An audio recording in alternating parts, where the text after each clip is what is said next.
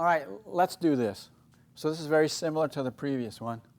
So everything is the same, but now we actually want to calculate the block speed at x equals 5 meters. So I'll do this. You follow along, I guess. All right? So, okay. So again, as soon as you see that force versus x graph, you think work, right? And then there's velocity initial, velocity final. So you think of kinetic energy initial, kinetic energy final, so delta K. So you think of this. So that should be in your mind, all right? That should be in your mind. And again, this is just half V final squared minus V initial squared, right? So delta K is 1/2 mv final squared minus 1/2 mv initial squared.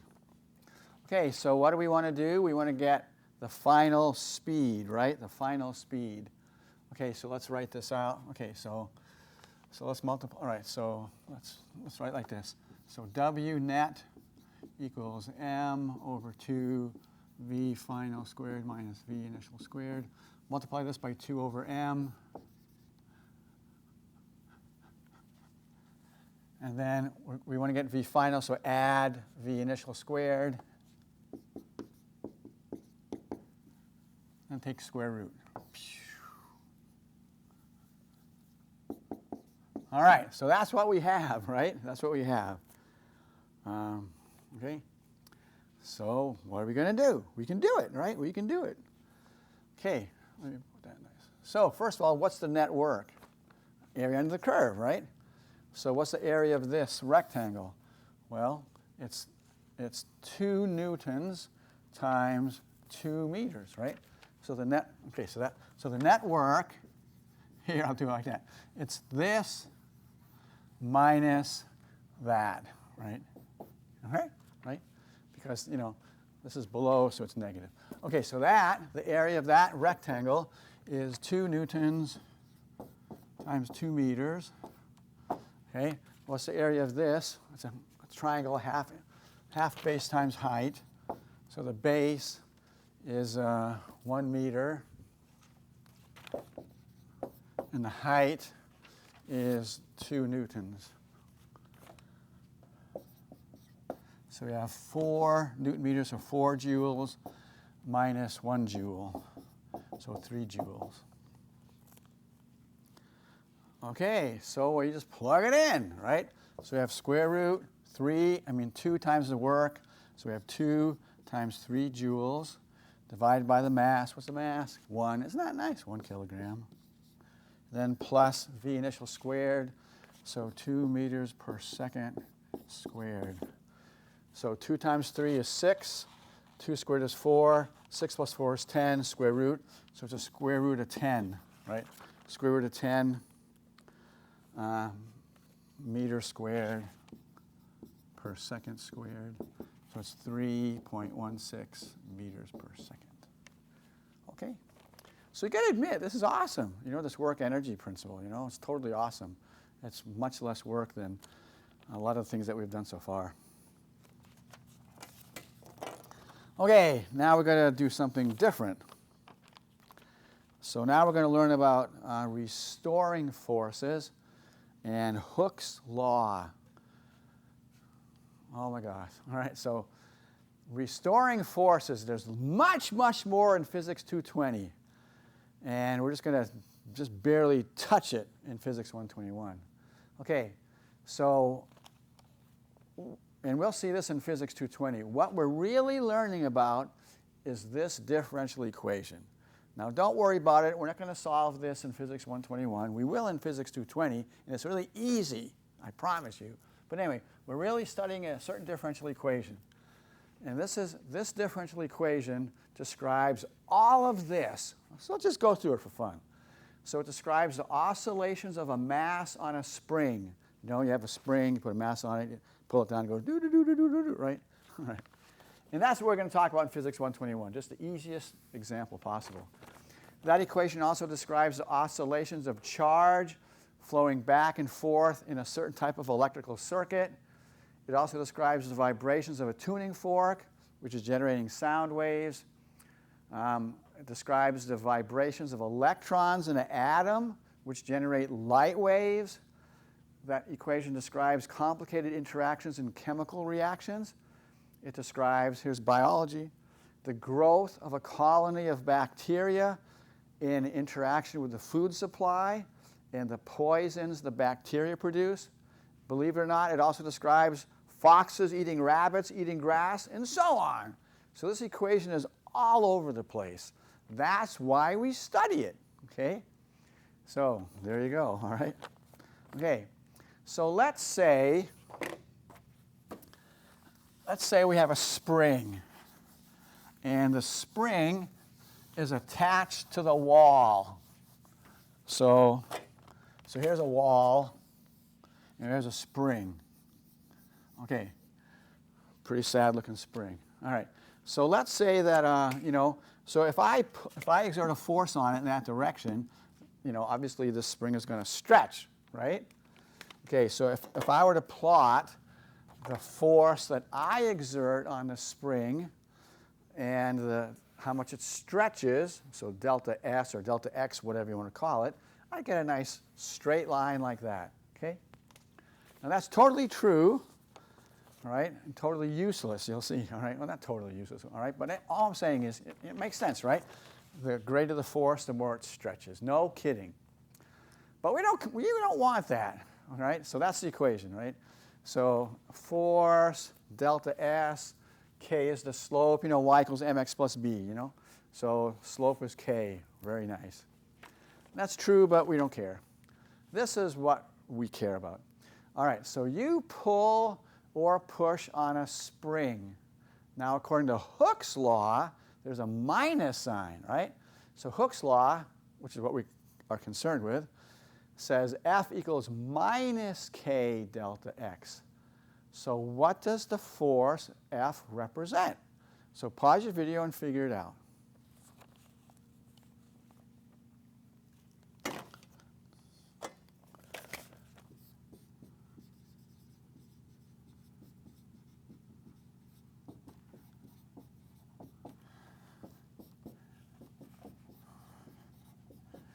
All right, let's go.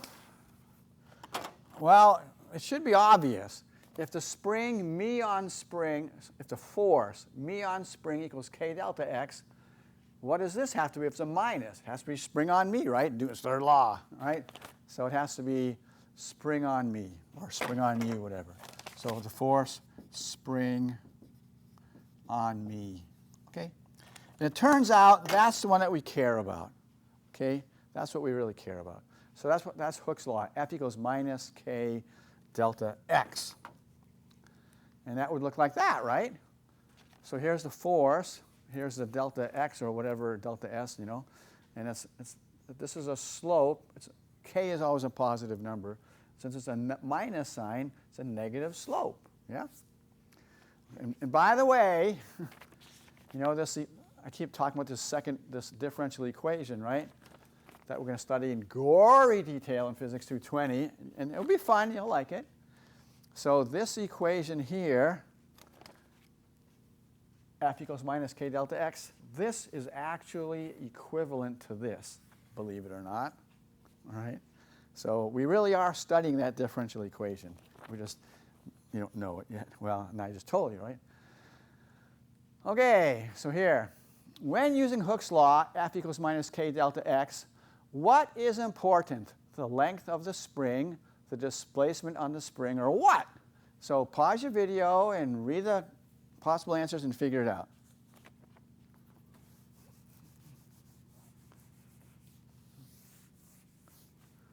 Okay, well, it doesn't say the length. It says the delta length, right? So it's the displacement. Kind of makes sense. I mean, who cares how long the spring is? What you care about is how much you're stretching it or compressing it. That's why it's that delta X. Okay, so I'm just making sure you understand this.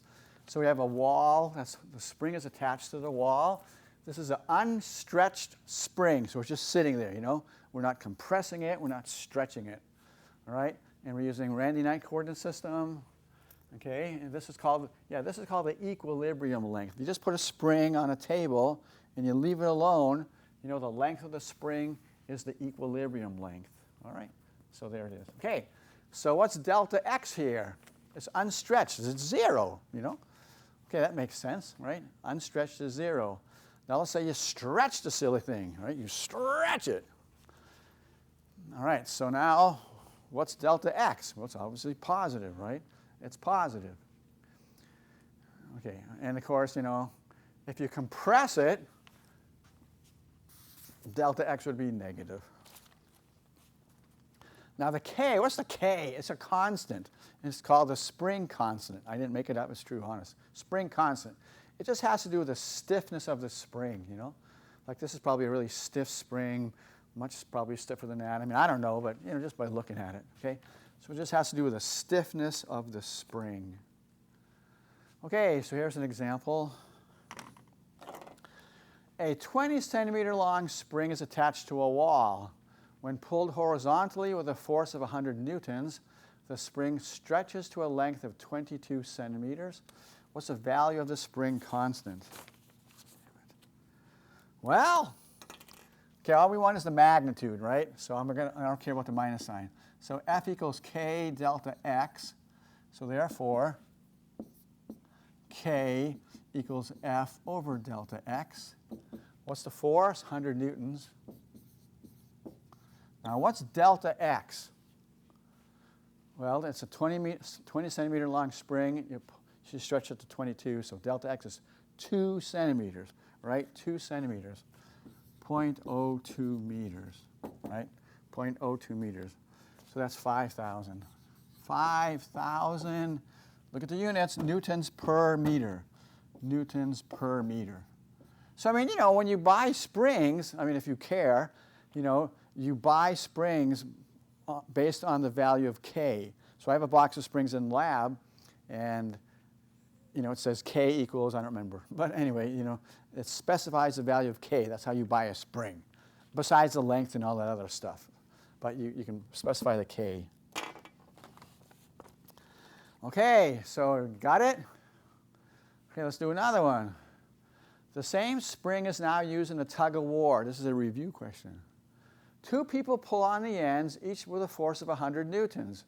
How long is the spring while it is being pulled? Remember that demonstration I did a few chapters ago, where I had the force sensor, I had the track with the cart, with a weight, with a pulley. And first I just held onto the cart, we measured the force, then we had two weights with 2 pulleys, remember that? Okay. All right, so you figure it out. So pause your video and figure it out. All right, we're back. Well, this is exactly the same as that. We talked about that a while ago, exactly the same. So how long is a spring? 22 centimeters, right? It's exactly the same. Okay, now let's do this one. The same spring is now suspended vertically from a hook attached to a ceiling, and a 10.2 kilogram block is attached to the bottom end. How long is a stretched spring? I chose 10.2 to be nice. Okay, so pause your video and figure it out. Okay, what's the force? Okay, we're back. What's the force acting on it? mg. mg, the mass is 10.2 kilograms. G is 9.8 meters per second squared. Guess what 10.2 times 9.8 is? It's 100. It's 100 newtons. So that question is exactly like 5, which is exactly like 4. So what's the answer? 22 centimeters. All right, 22 centimeters. Okay. Yeah. So here we go. So restoring, why is it called a restoring force? Well, I mean, think about it. Like if there's a spring attached to this wall and I pull on it, what does the spring want to do? It wants to go back. If I compress it, what's it want to do? It wants to go the opposite direction, right? So the spring basically has the idea, leave me alone, right? So I stretch it, it wants to go back. If I compress it, it wants to go the other direction. So restoring force, okay? Okay, so here's the equation. If I stretch it, what the heck? Oh, okay, I see. That's weird. So, okay, yeah. All right, so here's a spring. So I stretch it, right? But what we care about is the force that the spring exerts on me. So if I'm stretching it to the right, the force that the spring exerts on me is to the left. Agree? So the spring force is negative, but the delta x is positive, right? So therefore, so you do the dot product, it's less than 0. Agree? Because the angle is 180, cosine of 180 is -1. All right, if you compress it, so now I'm compressing, so here's the mass, right? Now I'm compressing the spring. What does the spring want to do? It doesn't like being compressed. It goes this way. So force is positive, delta x is negative. So again, F dot dx is negative, all right? So F dot dx is always going to be negative. Okay, I got to do a derivation. Another derivation. And what's really sad about it is we're not even going to use it this chapter. We're going to use it next chapter. But it's just a good, it's a good review of calculus. So we want to derive, we want to get this, all right? So this is the work done by the spring force as the spring is either compressed or stretched. We're going to use it next chapter, right? So calculus 212.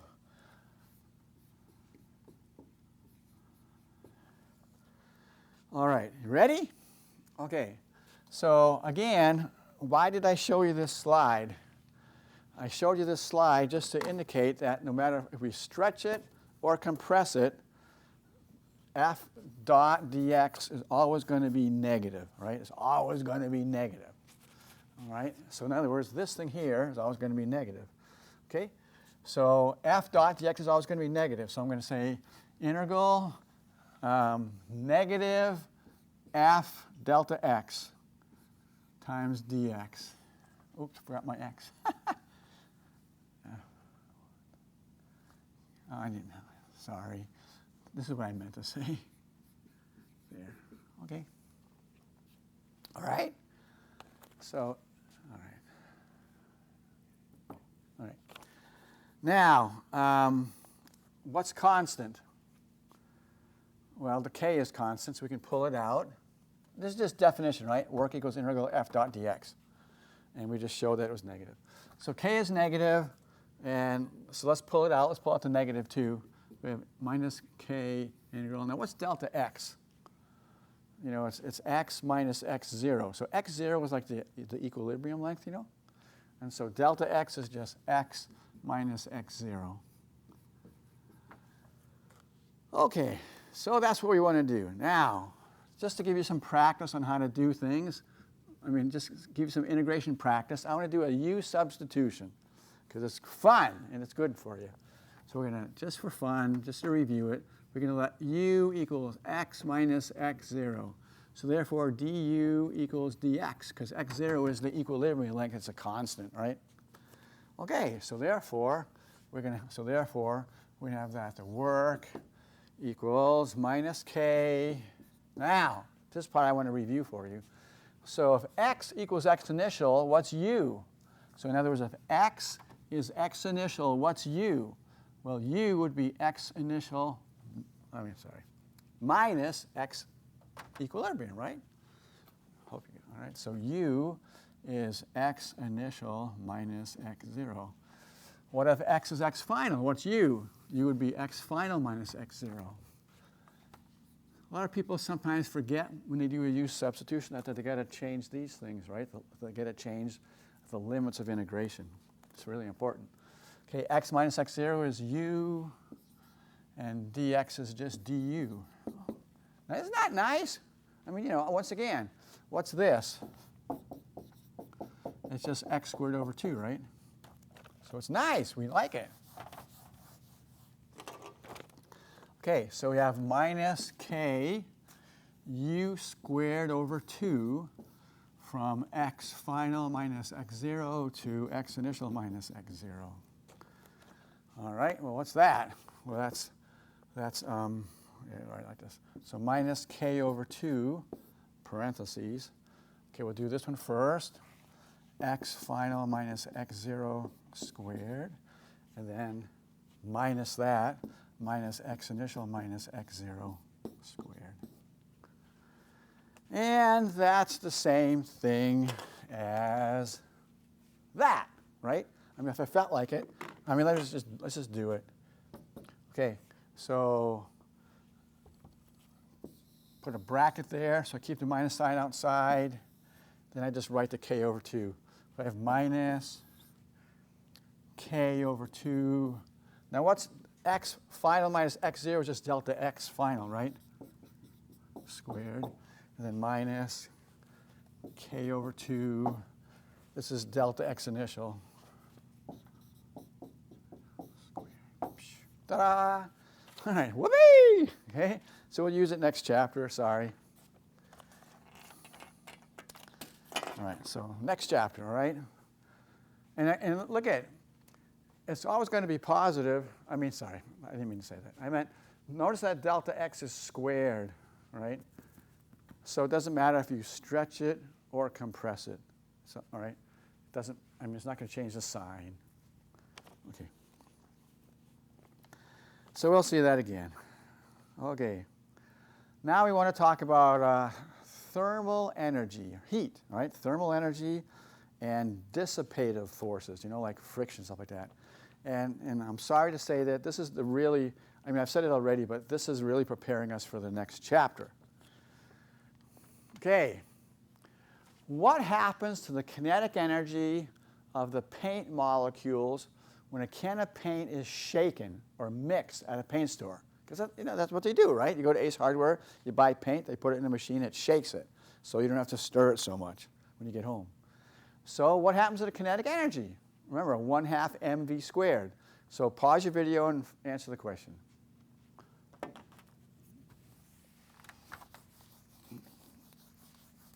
Okay, well, obviously, the molecules are getting shaken, and so they're going to be going faster than they were when the paint was just sitting on a shelf, right?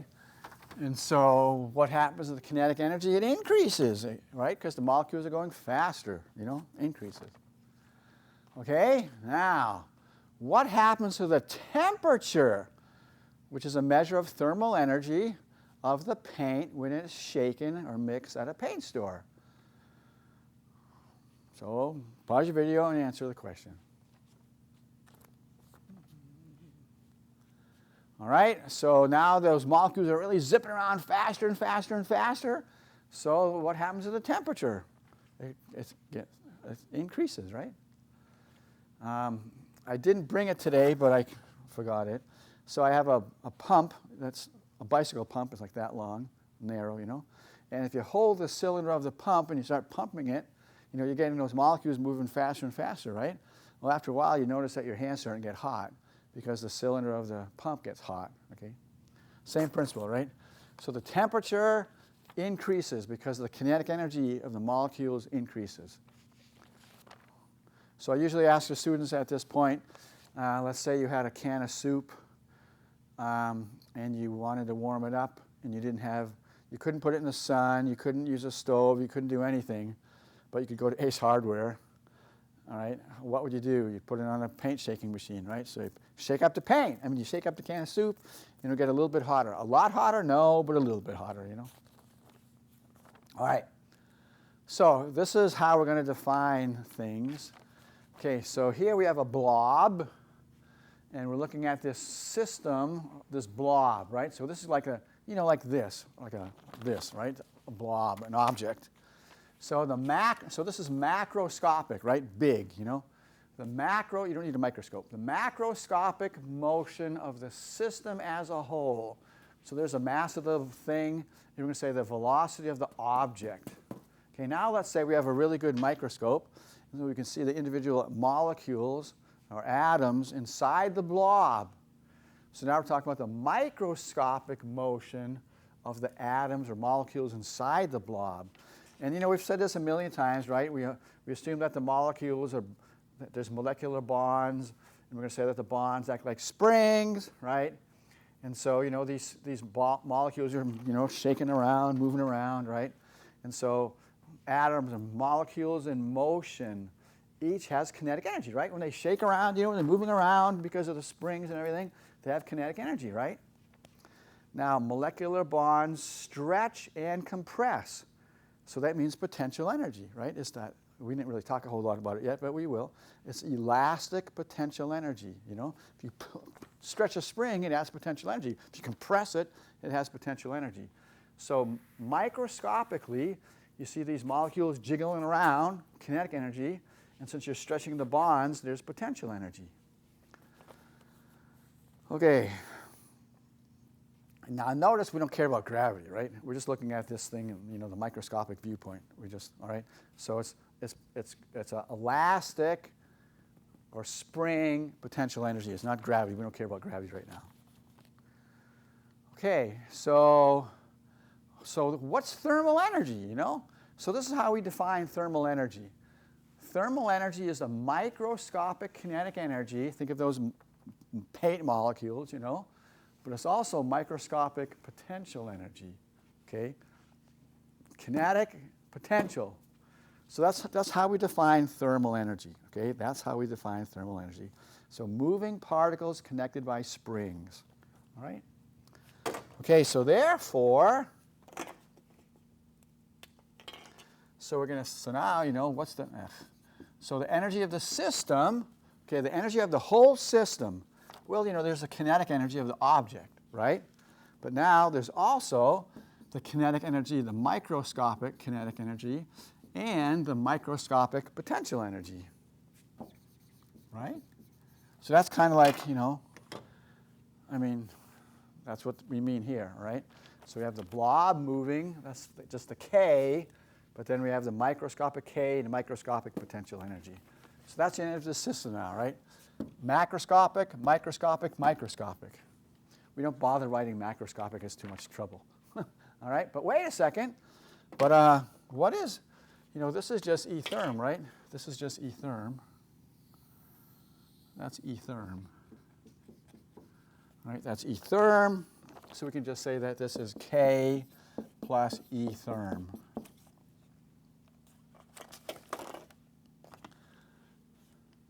All right. Okay, now, usually, I mean, this is true, but, you know, semi-useless. What we care about is when things change, you know, when things change. So that's why, so we're basically taking the derivative of each side, right?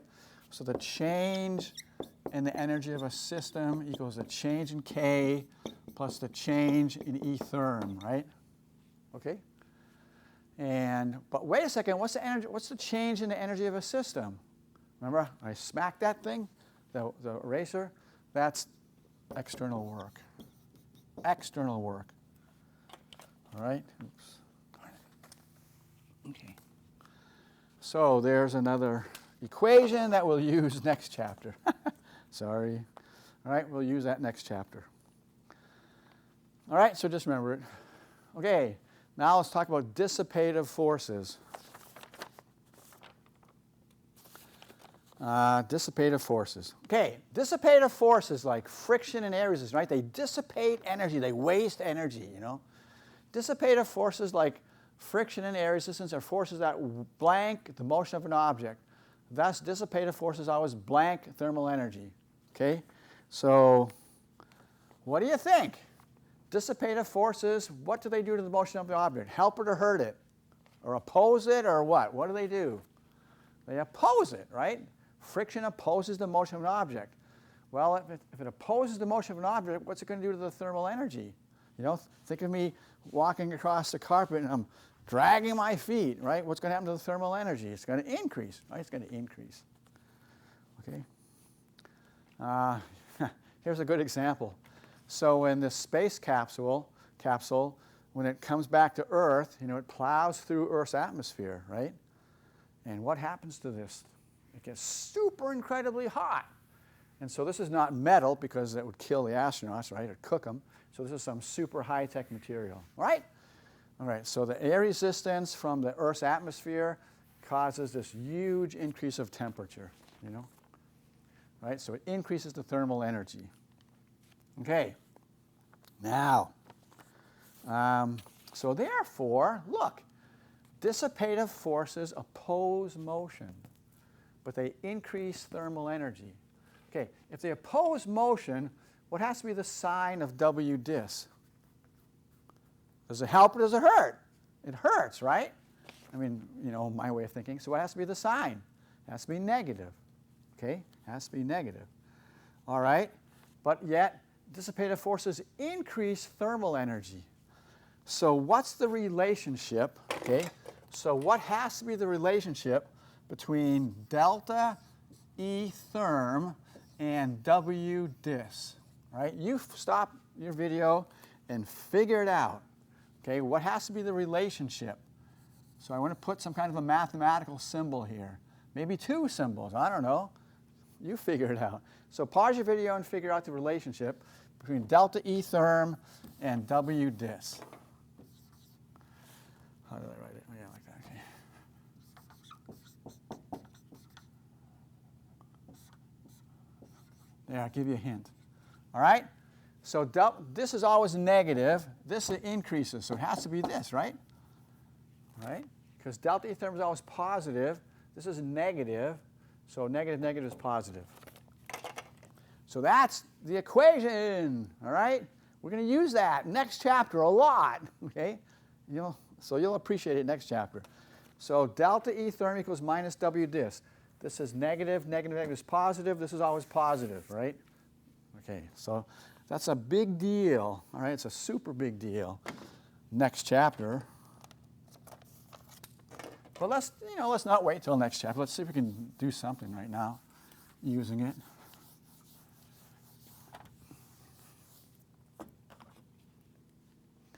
Okay, so here we go.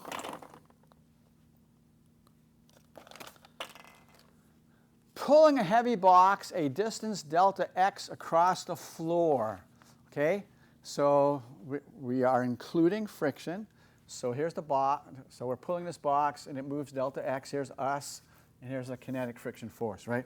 So what is W dis? Well, again, it's the force dotted with a displacement, right? So the displacement is this way. The frictional force is this way.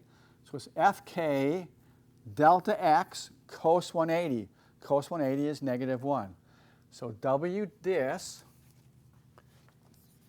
again, it's Fk dotted with a displacement, right? And that's Fk displacement cos 180, which is minus Fk delta x. Okay? So yes, there you go. All right? All right. So therefore, what is delta E therm? Delta E therm is always positive, right?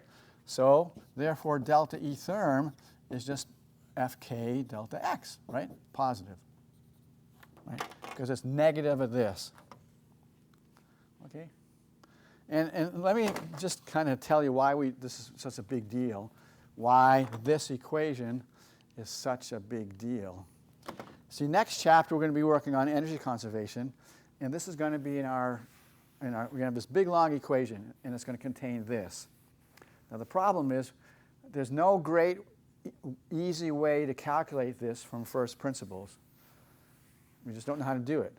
But since this equals that, we can calculate work. Work's a piece of cake, right? So since we don't know how to calculate that from first principles, but we do know how to calculate this, and since they're related, we're just going to calculate this. That's why. So it's not a big deal. So that's why we like it. All right, last thing we want to talk about is power. So, we use power a lot. We've talked about it before, and we're going to talk about it again and again and again in different physics classes. So here's the definition. It's just the change in energy over the change in time. Change in energy over change in time. So power, by the way, power is always uppercase P. We'll learn about momentum later on. That's lowercase p. So power, like I say, it's a change in energy over the change in time. So look at that units. Energy is in joules. Time is in seconds. So it's joules per second. That's called a watt. And You already know that. You should anyway. Oh, sorry. Because you go to the store to buy a light bulb. You want a super light light bulb. What do you buy? You buy a 100-watt bulb. You don't buy a 10-watt bulb, right? And so power, joules per second. A bright light bulb is emitting a lot of energy every single second. So it's watts, right? So watt, joule per second, just W. Okay, there's another equation which I've never used in my life, but it's in the book, so here it is, right? I mean, this is the one that, this is what you want to remember, just energy over time. But if you have some crazy homework problem and they give you the force and velocity, here's another equation. They show you the derivation of that in the book, so, you can look it up. Okay, here's a kind of a fun question for you. 4 students ran up the stairs in the time shown. Rank in order from largest to smallest their power outputs. Now, they start at rest and they end at rest. So what's that? The change in energy is just the change in gravitational potential energy, right? So the change in gravitational potential energy is just mg delta y, or height, whatever you want to call it, for the gravitational potential energy. So please pause your video and figure this out.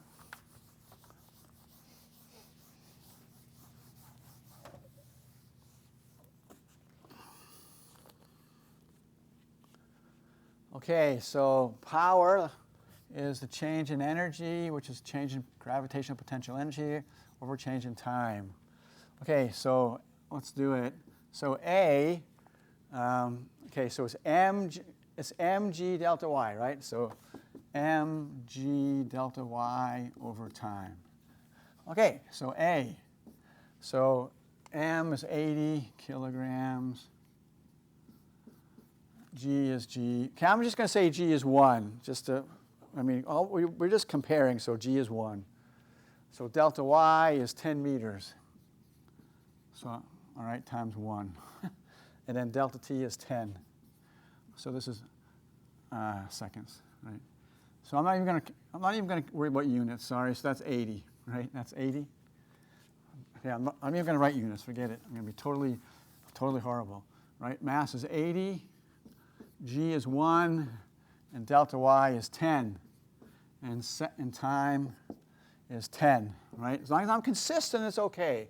I'm going to be consistent, so it's just 80, right? That's the power. It's going to be watts. Okay, B, mass is 80, G is 1, height is 10 again, right? 10 again. 10, time is 8. Okay, so 80 over 8 is 10. 10 times 10 is 100.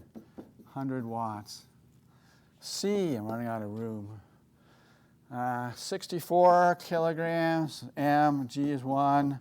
Height is still 10. And the time is 8. 64 over 8 is 8. 8 times 10 is 80. 80 watts. D. Oh, that's the last one. Good. 80 kilograms. G is 1. The height is 20. And the time is 25. Ugh. All right? So 20 is 4 times 5. 25 is 5 times 5. That kills that. What's 80 over 5? I can't think right now. Sorry. What is 80? What's 80 over 5? 16. 16 times 4 is 64. All right, so it's 64. I hope I did that right. Okay, so what's the bigger one? So let's see. So this one wins, so B comes in first. And then A equals C, so A equals C. And then last one is this one. So that's D. So let's see if I did it right. Yeah, I did it right. I hope I did it right. Okay, there you go. All right. Okay, let's do a real problem now. This is just a review, but it's good. Well, actually, I don't want to do it because I don't have it. I'll let you do this on your own. How's that grab you? All right? Well, let's talk about it, though. Let's talk about it. I'll set it up. You can plug in the numbers. I didn't bring a calculator.